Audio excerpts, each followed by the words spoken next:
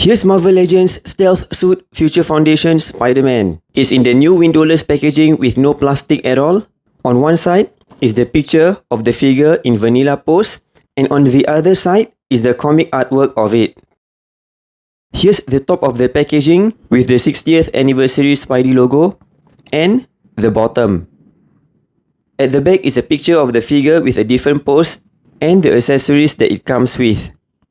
Now let's unbox the figure.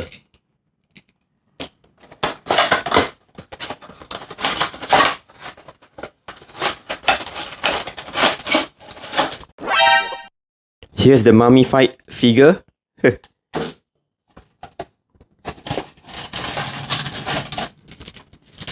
The warning slip. And this should be the alternate hands. Here's the webbing. So this is what it's like inside the box. Really no plastic at all.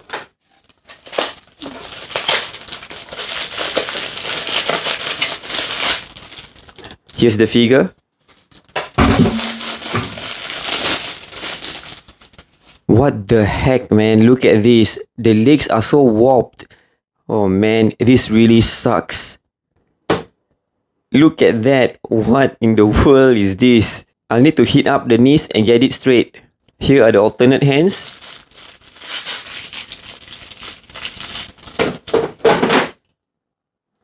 He dropped. And here's the webbing.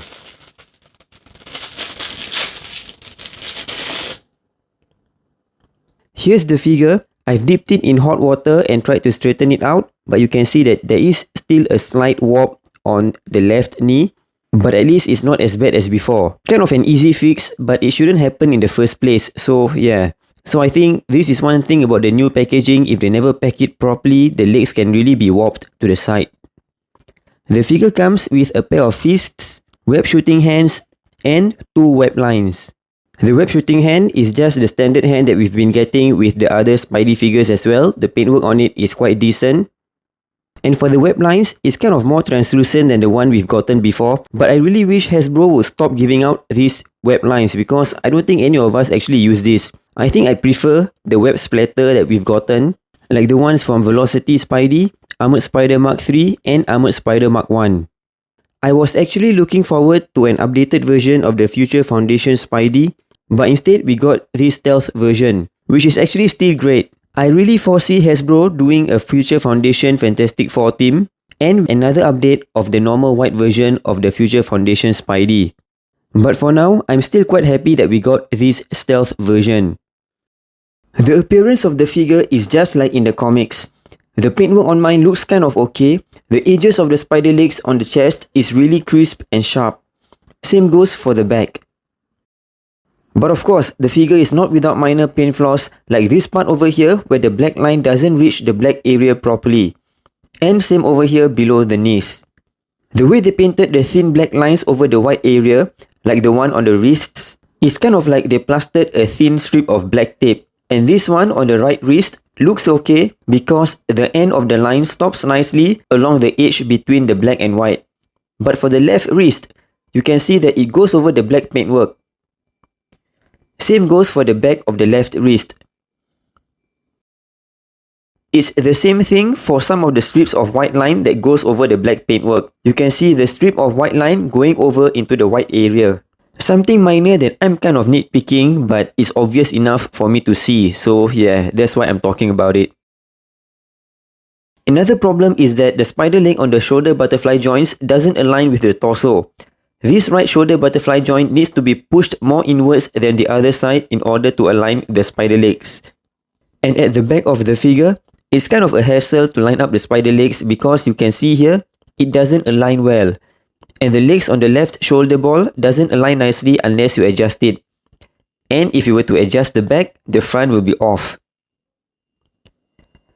So overall, nothing too major, but at the price we are paying, the alignments of the paintwork could have been better. For articulation, head able to look up this much and downwards. Arms able to go up sideways this much. Bicep swivel. Double hinge elbow joints. Not pinless. wrist hinge, and swivel. I've always thought this line over here is kind of deceiving. It makes it look like it has a mid-torso ball joint, but actually it's just the normal ab crunch. Waist swivel.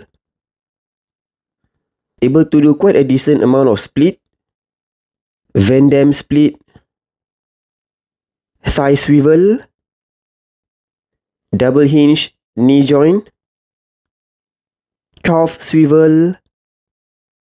And the usual ankle hinge. And pivot. Pretty much decent articulation on this Sunfire body mold. Talking about body mold, I can't believe that it's on the Sunfire body mold, or to be exact, it's actually the modified version of Sunfire body mold, because the Sunfire figure actually doesn't have the hole at the back.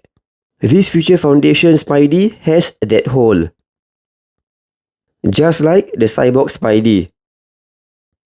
They should have at least used the Sunfire body mold just like the Gamerverse Spidey. At least there's no hole at the back of the figure. Hasbro's choice of body mold is really sometimes questionable. Here's the Retro Spidey, which I think it should have been at least on this body mold. And here's the Renew Your Vows Spidey, which has the pinless joints. Having the visible black pegs on the elbow and the white pegs on the knees is just really unsightly. The Renew Your Vows Spidey is slightly taller than the Sunfire body mold and the Retrowave body mold. Here's Pizza Spidey and Armored Spidey. And here's the earlier white version of Future Foundation Spidey and a custom of the Stealth Suit Spidey that is based on this body mold. I really don't like this body mold for other characters, but somehow it is kind of okay to have a Spidey character on this body mold. What with the hunch of the neck, which is kind of a Spidey trait, I guess. Here's the back of the figure. The custom Stealth Future Foundation Spidey is really just the inverted colors of this. Really quite a well done custom actually. You can see the difference in the thickness of the lines at the side of the figure. And here's the Symbiote Spidey. You can see that the head sculpt is kind of exactly the same, except that on the inner side, it's actually different. On the Future Foundation Spidey, it's kind of hollow. And you can see the number is right beside the hole for the peg. And it's a flat surface on the inner side. But for the one on the Symbiote Spidey, the number is actually at the back of the mouth area. And it's kind of a gradual slope all the way to the hole for the ball peg. But besides that small difference on the inner side, the head sculpt really looked the same. Overall, the figure is kind of okay, just passable in my opinion.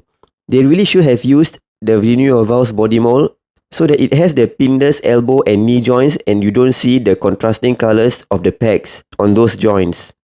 The appearance of the figure is good, but the paintwork of it could have been a bit better in my opinion. Looks okay from a distance, but when you take a closer look, there are quite a few imperfections here and there. And I wish instead of the web lines, we get a pair of wall crawling hands instead.